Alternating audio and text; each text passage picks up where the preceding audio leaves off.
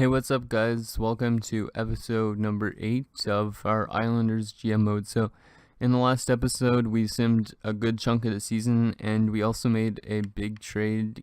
Well, kind of a big trade. We got a new second line center just after the deadline because I decided not to leave it to you guys because I haven't been getting comments on my videos. But once I start getting comments, then maybe I will not quick sim past the deadline, but I did the trade at the deadline this year, and we picked up Elias Lindholm. He was an 87 in Carolina, but he's dropped to an 86, but medium top 6 forward, 23 years of age. He's a right wing playmaker, actually, but if you look at his stats, he's got a 77 faceoffs, which is pretty good, and he's got really good defensive awareness and stuff like that, so he could always help out with the PK, so we got now a good first line, and we have Lindholm here.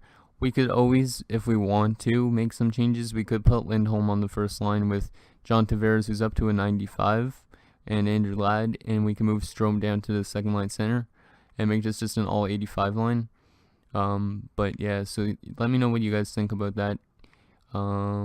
Defensively, we're the same pretty much. We have 387s, 84 Ryan Pulock, who's still probably going to be growing, and then DeHaan, who's in 84, and in 81, Carlo Koliakovo, and our goalies, Halak and Kemper. So, yeah, anyways, currently in the standings, once it loads up, we are just seated out of the playoff spot. We're 2 points back of the last wildcard spot, and only 5 points back of the Washington Capitals, but it's a really tight division currently. We're 8 points back of first in division. So we still have time to get into these playoffs, hopefully, in year number 2. So in this episode, we will sim the remainder of the season, and if we get to the playoffs, we'll see who we go up against round 1. And if we do not make the playoffs, we'll look at our player stats at the end. We'll check around the league and that sort of stuff, and then we'll sim probably the remainder of the playoffs, get it up to the NHL draft and see who retired, that sort of thing. But yeah, so let's not waste no more time because we're already 3 minutes in almost, and let's start simulating a week at a time, pretty much, just because I wanted to make sure we're getting those W's that we need to get into the playoffs. So game against Buffalo, and it's a win, nice. Game against New Jersey is a win as well, and another win over New Jersey. So that was a successful 3-game winning streak for the start of this month. Well, not a 3-game winning streak, but so Elias Lindholm has something to say. He says being traded is a big change, but I'll make you proud of your choice. Let's see if he likes demanding. Yeah, and he likes it. Nice, great. So yeah, looks like we've been on a bit of a tear. I forgot in the last episode. Let's see, we have won 3. We've won 5 in a row, so that's helping definitely with our playoff chances. So we're gonna go another week. We're gonna probably slow sim the game against the Caps because they're a team we're almost chasing to get into the playoffs. So there's a win over Dallas and a loss to Calgary. But we're still 10 points above 500, or 10 wins, regulation wins over 10 regulation losses. Let's see where it's going to send the scout out to. Where have we not sent it out to? I wonder if you could actually just scout the rest of the world, even if there's no prospects. Let's just go to Sweden, I guess, let's go for, should we go defense? Yeah, let's go to Swedish defenseman. Maybe if we could get a nice hidden gem of a draft pick. So there's a shootout win against Chicago. So we're now 35, 24, and 10 here at March 15th. So pretty nice. Derek Roy and Nick Spaulding are losing more hours of ice time. Hopefully they don't get anguished. And look, we're still 2 points back of that last wildcard spot. Only 3 points back there. So yeah, we're making ground up, but we need to just keep winning to get into these playoffs, and hopefully the teams like the Caps and the Flyers start to lose games. So yeah, we'll definitely slow sim the game against the Caps, and we'll slow sim the game against the Flyers just because those are 2 big games. We win against Pittsburgh. Are we in the playoffs yet currently? Yeah, we're tied for last with Flyers, but let's see who has more ROW, just because that would be the tiebreaker if we're tied at the end of the season. So more ROW. The Flyers have 3 more ROWs. So in reality, we need to pass the Caps because we have better ROW than them. Regulation plus overtime wins. If you didn't know what ROW means, but oh yeah, and sorry if I sound a bit tired. It's because I stayed up really late last night because I wanted to download the Walking Dead episode right after it aired. And damn, it was really sad actually, that one part. I'm not gonna spoil anything because some of you probably haven't seen it yet, but damn, it was just so sad, that one part. But yeah, so slow sim in the game against the Washington Capitals. So first period scoreless, they're out shooting us 13-9. Second period they're up 1-0. Johansson beating Halak. So we're still in this game. Hopefully, Tavares steps it up, and no, Oshie makes it 2-0, and they're up 3-0 now. So yeah, we lose 5-0. Not a good game. Yeah, maybe I shouldn't slow sim games like that, because I find sometimes if you slow sim games, you lose more than you win, and then sometimes it's the opposite way around. So let's just quick sim more of these games. So we just suffered a big injury. So Halak's been injured with a concussion. His estimate return is March 24th, so it's not as long as I was thinking it would be. But still, that means Darcy Kemper is going to have to help propel us into the playoffs. We will call up, let's see, Gibson, just because Gibson is the better overall. Like, he's going to have to go through waivers when he goes back down, but I guess that's fine. So Darcy Kemper is now going to be our starting goalie for this last bit, almost of the season. So, and down in the AHL, I think they automatically sign a goalie if we don't have one, but I think we do have one, right? No, they signed one. So they signed Leon Arnold, who actually has good potential. Nice. Medium backup, and he's 21 years of age. So, and this guy went undrafted too. So we might have just got a nice steal by the computer. So there you go. Arnold's is the backup. And let's see how we play. 3-0 shutout win against the Devils. I don't know if Kemper was in that net for that game, and we lose to the Flyers. That's not good, considering they're one of the teams ahead of us. So Gibson, you're welcome, but we're gonna demand you. See if you like it. Nice. It seems like a lot of players like demanding, but some of them don't. Hopefully most of the team likes demanding. So Halak is back, which means Gibson, you're going back down to the minors. Hopefully nobody claims you on waivers. So let's see.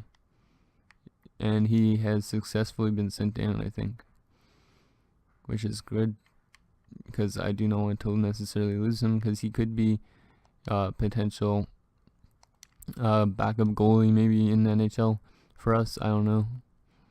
And then we'll go to goalies, and Soderstrom's now the starter. Arnold's, you're getting scratched.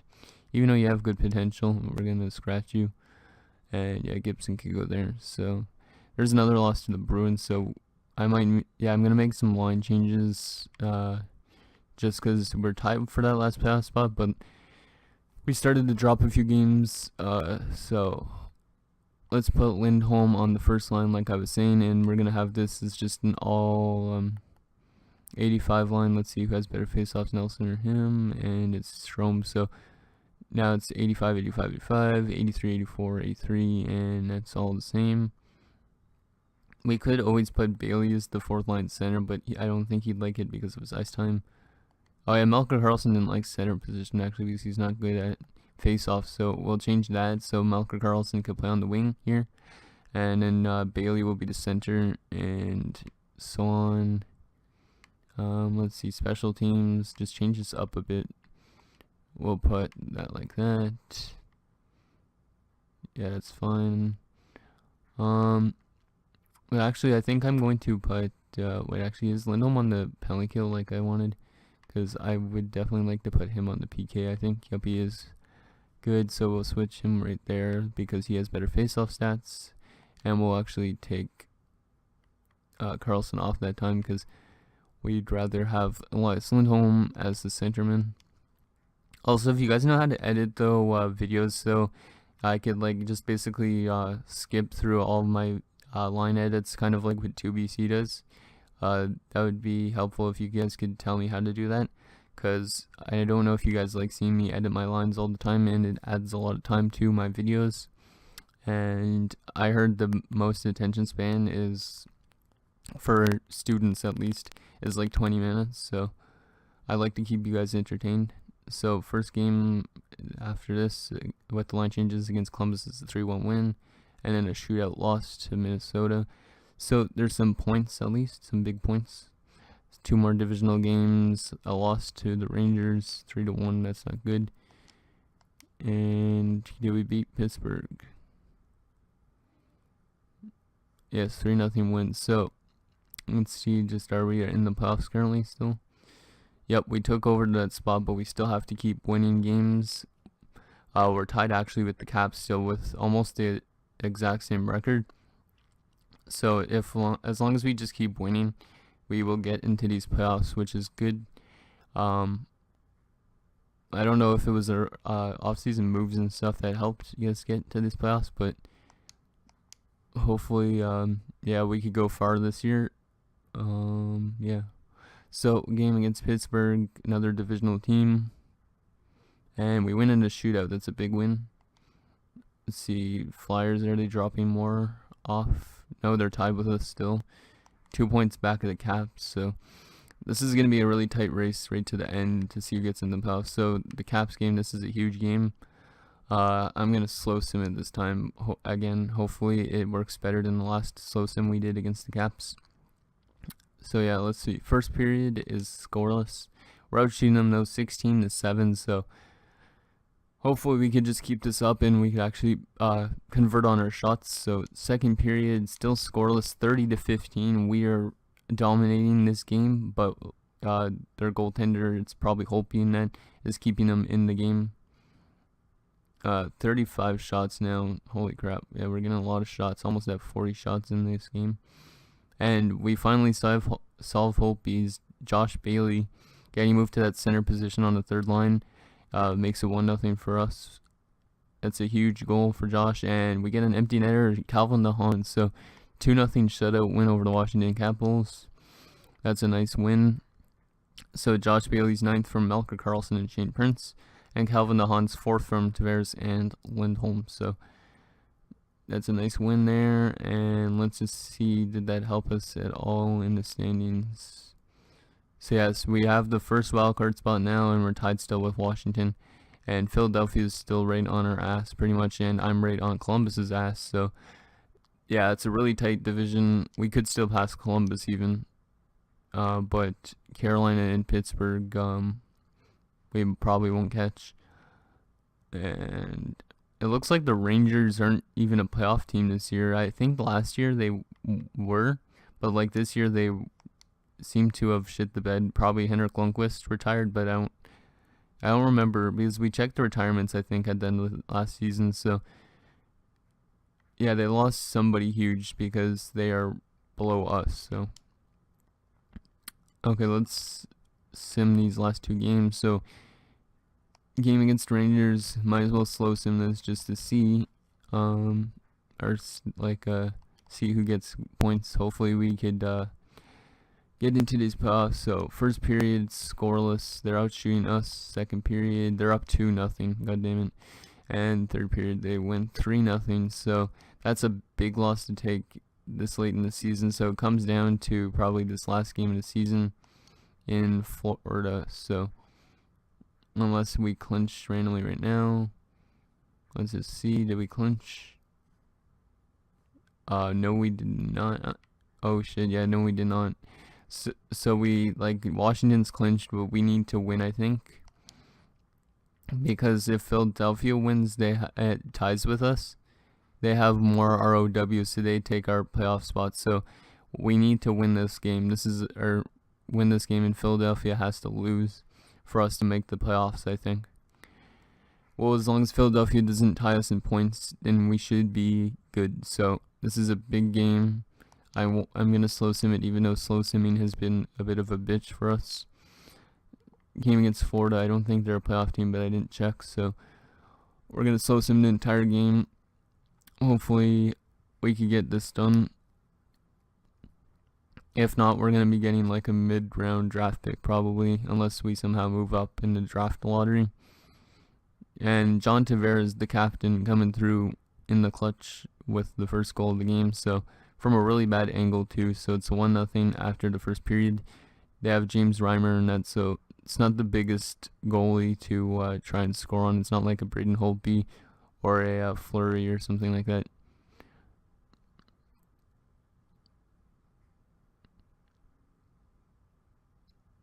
So looks like Halak or whoever's in net is shutting the door, and Huberdeau ties the game up. Not good.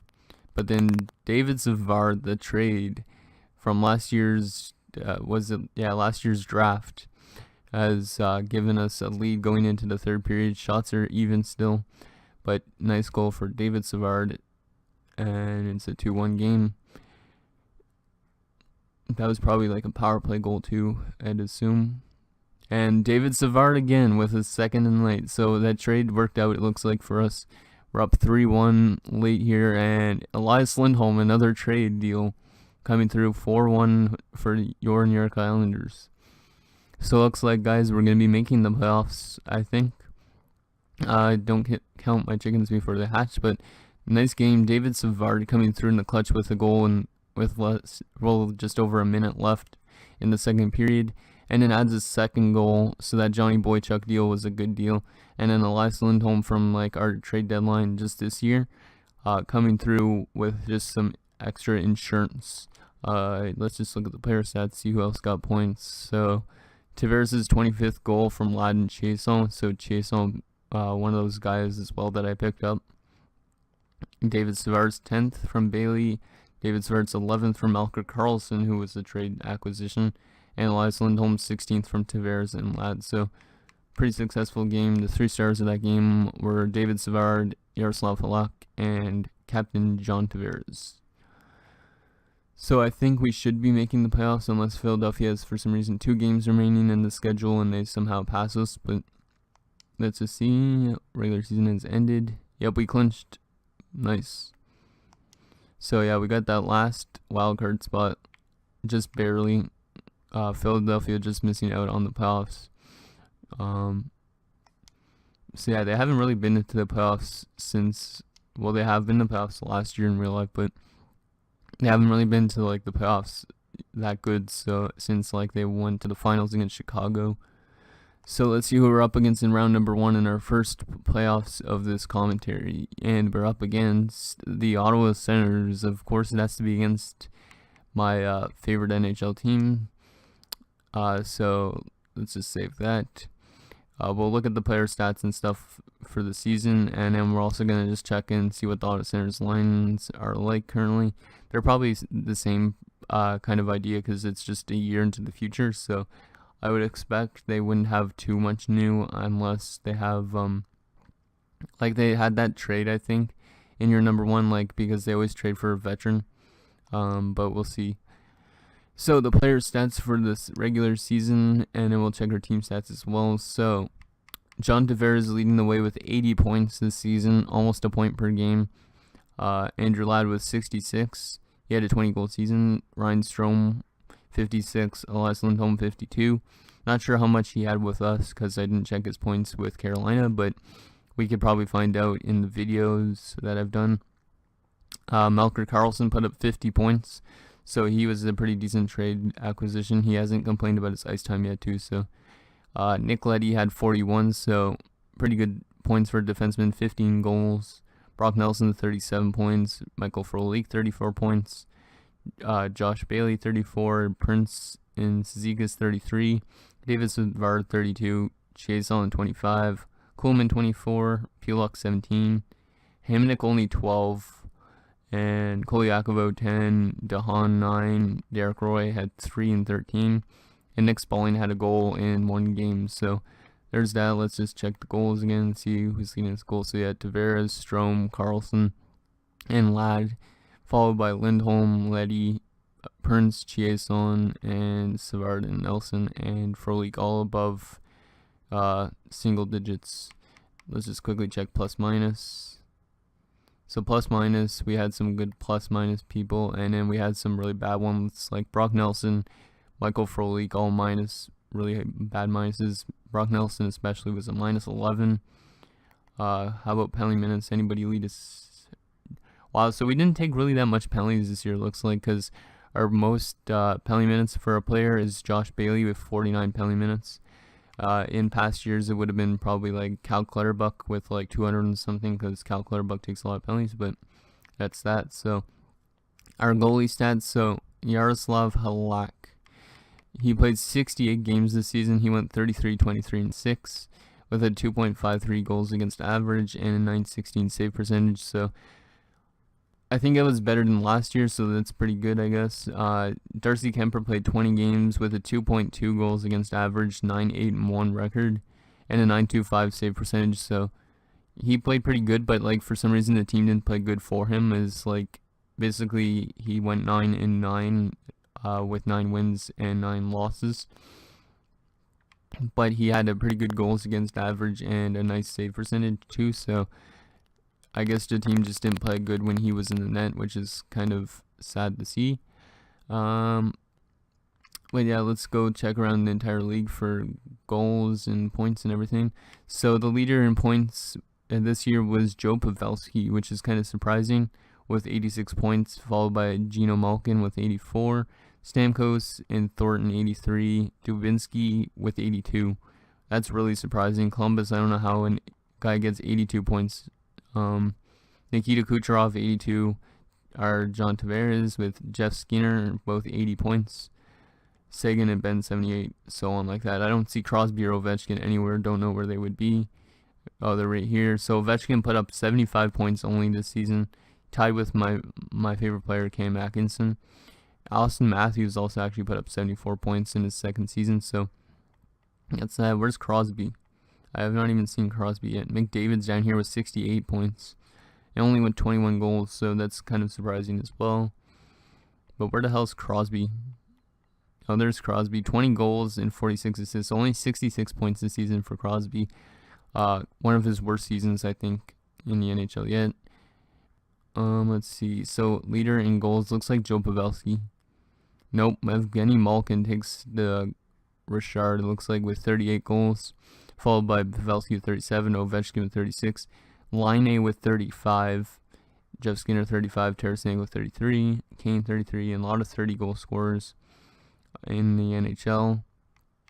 So yeah, that's that. Let's just check rookie skaters. So the leader in rookie points this year was Mitch Marner. So Mitch Marner will get the Calder Trophy, of whatever it's called. I don't even remember. But Mitch Marner 64 points, followed by Dylan Strome with 50, Vincent Hinostroza with 48, Alexander Nylander 46, Emil Poye 36, again Glenn Godden and Henrik Samuelsson 30, and so on like that.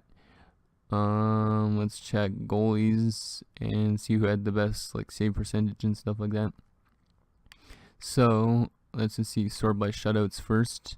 So the most shutouts for a goalie this season was Jonathan Quick and Carey Price, both having 9 shutouts, followed by Holtby, Crawford, and Bobrovsky with 8 shutouts each. Best save percentage in the entire league, whoever played the most games still with the best save percentage. So it looks like the best save percentage is Jonathan Quick with 932 save percentage. And then it's Braden Holtby with 930 save percentage and Fleury with a 929. And goals against average, yeah, it looks like also, let's see. So the best goals against average for a starting goaltender was Marc-Andre Fleury with a 2.04 goals against average, followed by Holtby with 205 and Quick with 205. And then Craig Anderson's up there with 213 and so on. So that's that. Let's just check our AHL players who put up points for our AHL club as well, just so we could get a feel for our youngsters. Our AHL still has a few more games, but currently Dalcoli, Hosang, and Quinn Dal Colley's almost got a 30-goal season. Sundstrom with 48 points, Barzal 47. So it looks like we got some good points from our youngsters. Our draft picks, Babenko has got 16 points. He's a 69 overall now. Who else was our draft pick? Oh yeah, Kabalisk, 13 points. It doesn't look like Tarasov had a good season.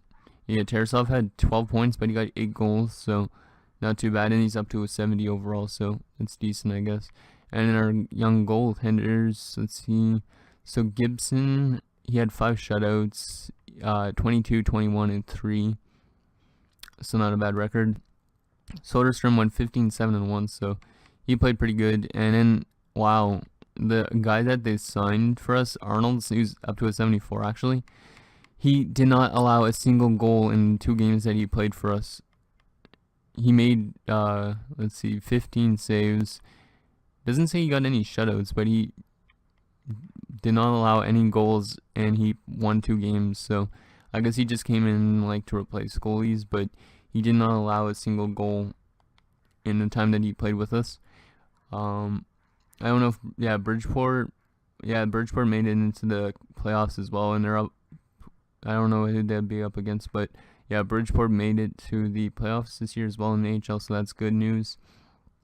So last thing we need to check before I call it an episode is the Sens lineup for this year, so we could kind of know what we're going up against in this year. I'll show it again, obviously, in the next video, so you guys could see it again. We'll just quickly go through it. So let's see, view opponents. So the Sens, their first line looks different, obviously, because now they have Henrik Zetterberg. So they got, they got a really good team, actually. So filthy first line, 87, 89, and an 88. Sniper, playmaker, and sniper, so that's a really nice line.